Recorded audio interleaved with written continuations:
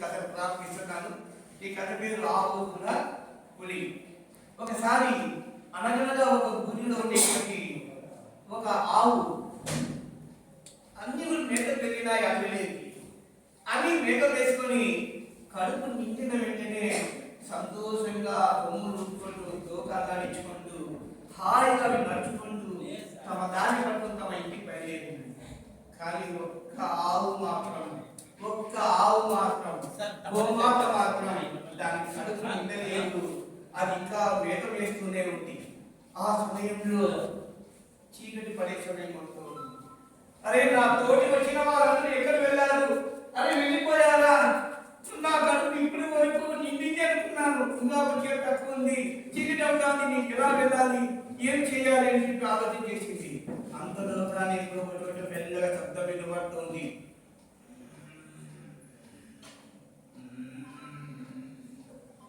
అది పెద్ద పులి శబ్దం.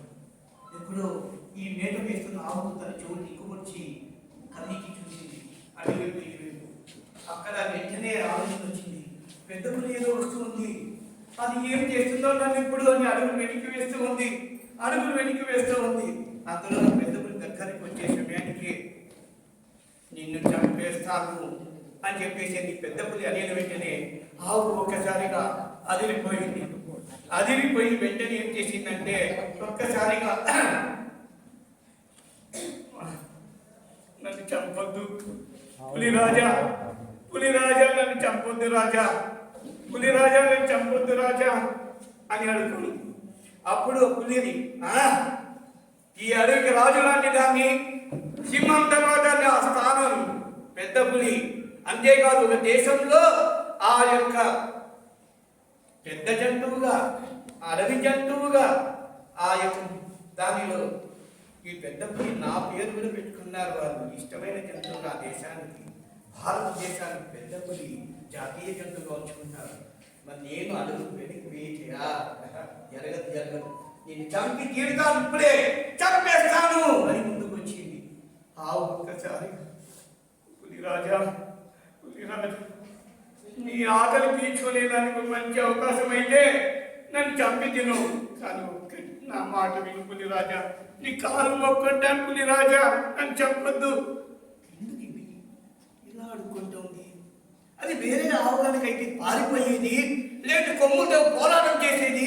ఇది ఎందుకు అనుకుంటా ఉంది? సరే, కానీ ఒక అవకాశం ఇద్దాం అని ఒక్కసారిగా ఆలోచన చేసింది ఆ పెద్ద పులి కూడా. సరే, ఏం సమాచారం చెప్పు, ఎందుకు నువ్వు నాకు అడుక్కుంటున్నావు? లేదు పులిరాజా, నాకు చిన్న లేగదూడ ఉంది.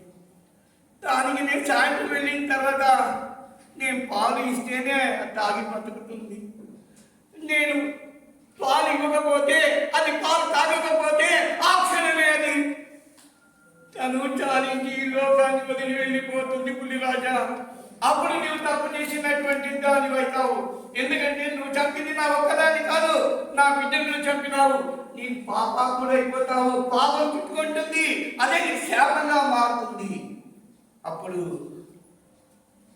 పులిరాజు ఆలోచన చేసింది, అవును, అంత పాపం నాకెందుకు? ఈ జన్మ కాబట్టి ఇంకో నాకు దొరుకుతుంది. కానీ ఇది కూడా మాట తప్పడం లేదు.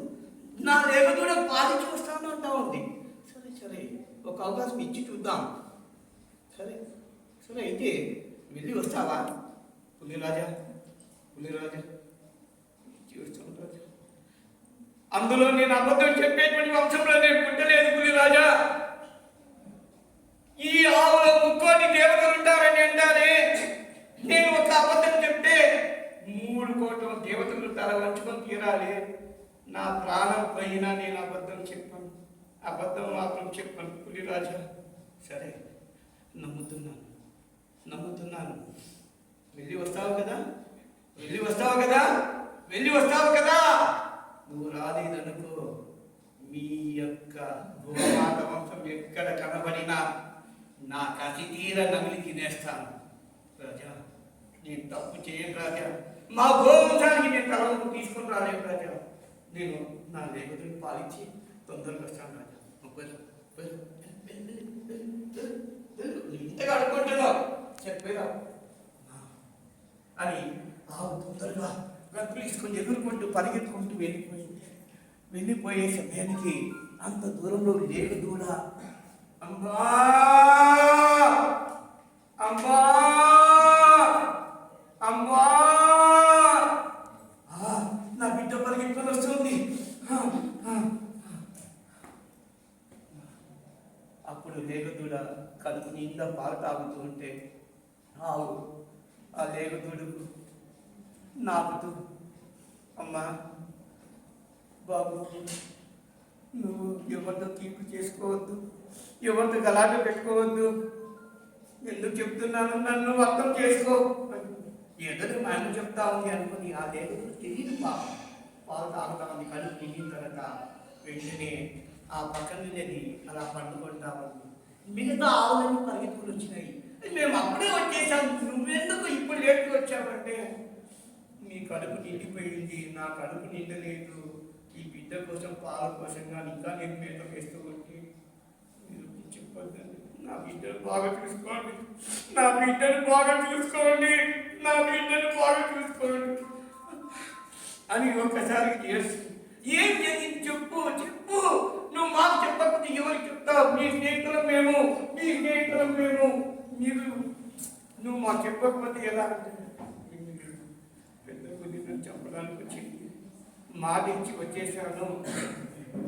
ఆ మాట ఇచ్చిన ప్రకారంగా లేగదూడు పాలించాను. మరి నేను అడవికి వెళ్ళాలి. అడవికి వెళ్ళిన తర్వాత నేను పులిరాజుకు ఆహారం ఇవ్వలేదు. మరి నా బిడ్డకు ఎటువంటి లోటు లేకుండా, ఎటువంటి కష్టం రాకుండా చూసుకోవాల్సిన బాధ్యత మీ పైన ఆధారపడి ఉంది అని చెప్పి అని అంటే, సరే వద్దు పోవద్దు, నువ్వు వద్దు, ఆ మాట నాకు నేర్పకండి. అబద్ధం చెప్తే మీకందరూ చెడ్డ పేరు వస్తుంది. నా ప్రాణం పోయినా పర్వాలేదు, నా లేగదూడిని మీరు కాపాడుకుంటారు. మన గోమాత వంశానికి చెడ్డ పేరు రాకుండా చూసుకునే బాధ్యత నాది అని చెప్పి అని వెంటనే అది అందరికీ నమస్కారం పెట్టి అది ఆవు మరి మెల్లగా చేసుకొని అడవిలోకి అడుగు పెడుతుంది. అడుగు పెట్టే సమయానికి పులి కాసుకొని ఇంకా రాలేదే, ఇంకా రాలేదే, నాకు మాట ఇచ్చి వెళ్ళినటువంటి ఆ ఆవు ఎక్కడ పోయింది, ఇంకా రాలేదే, ఎక్కడ వస్తుంది అంటే అంత లోపల అక్కడ అడుగు శబ్దం వినిన తర్వాత పెద్ద పులి ఇక్కడ శబ్దం వస్తా దాని కొంచెం లేట్ అయింది, ఎందుకు లేట్ అయింది అడుగుతాను అని చెప్పేసి అని అప్పుడు చంపి తినేస్తాను, నా కడుపు నిండిపోతుంది అని నవ్వేసి ఆవు దగ్గరకు వచ్చిన తర్వాత మరి ఆవు ఏమంటుందంటే, పులిరాజా నా కోరిక తీర్చినావు, ఇక నీ కోరిక తీర్చుకో పులిరాజా అంటే అలా వచ్చింది. అప్పుడు నేను ఇంత విధేయత కలిగిన ఆవు నేను చంపాను, నేను చంపి పాపం కట్టుకోవాలన్నా, నాకు ఈ రోజు తినకపోయినా నాకు నష్టం లేదు, ఇది కాబట్టి ఇంకో జంతువైనా నాకు దేవుడు పంపిస్తాడు. ఆ బిడ్డ ప్రాణం కోసం నేను పంపించినాను, ఆ తల్లి మాట తప్పకుండా నా కోసం వచ్చింది. మరి నేను ఇటువంటి ఆవును చంపితే నాకు మోక్షం ఉండదు, నాకు మోక్షం ఉండదు, పుట్టగతులు ఉండదు. నేను కూడా ఎందుకు తప్పు చేయాలి? ఆవు మాట తప్పకుండా వచ్చినప్పుడు అది తప్పు చేయలేదు, మరి నేను ఎందుకు తప్పు చేసి నేను చెడ్డవాళ్ళని పేరు తెచ్చుకోవాలి? అందులో ఒక దేశానికి, భారతదేశానికి జాతీయ జంతువుగా పెద్ద పులి పెట్టుకున్నటువంటిది నన్ను నేను అవమానపరుచుకోవాలా? జరగని పని. అయితే నేను కూడా ఆవును వదిలేస్తాను. అమ్మా గోమాత, అమ్మా గోమాత, అమ్మా నువ్వు ఆడి మాట తప్పకుండా వచ్చావమ్మా, ఓ నీ బిడ్డ కోసం నువ్వు ఎప్పుడైనా వచ్చి అందులో వేట వేసుకుని నేను చంపను, ఇగో నీకు అభయం ఇస్తున్నా, నేను మాట ఇస్తున్నా. పులిరాజు చంపడం లేదా, చంపడం లేదా? పులిరాజు లేదు రాజా, నా బిడ్డకు పాలించి నా ఆవులకు అందరి, నా తోబుట్టులు, నా బంధువులకు, నా స్నేహితుల వర్గానికి అంతా చెప్పి వచ్చినాను. మరి వాళ్ళు ఆ బిడ్డను చూసుకుంటారులే పులిరాజా, మరి నువ్వు చంపి తిను పర్వాలేదు. లేదమ్మా పాపం కట్టుకుంటానమ్మా, వద్దమ్మా అంటే, అయితే నువ్వు నేను చంపవా అంటే, నేను చంపను అంటే, అప్పుడు ఆవు ఇచ్చిస్తున్నది పులి మహారాజుకు వెంటనే కాలు మొక్కనేసి, రాజా పులిరాజా నువ్వు నిజంగా పులిరాజా మొక్కంటే, అమ్మా నువ్వు కాదు నాకు మొక్కాల్సింది, నేను నీకు మొక్కాలి అని చెప్పేది. పెద్ద పులిలో కూడా మంచి మార్పు వచ్చి ఆ పెద్ద పులి కూడా నన్ను ఒక్కసారిగా గోమాత కాలు మొక్కుంది, ఇలా కాలు మొక్కొని అప్పుడు అనిపించింది, నాకు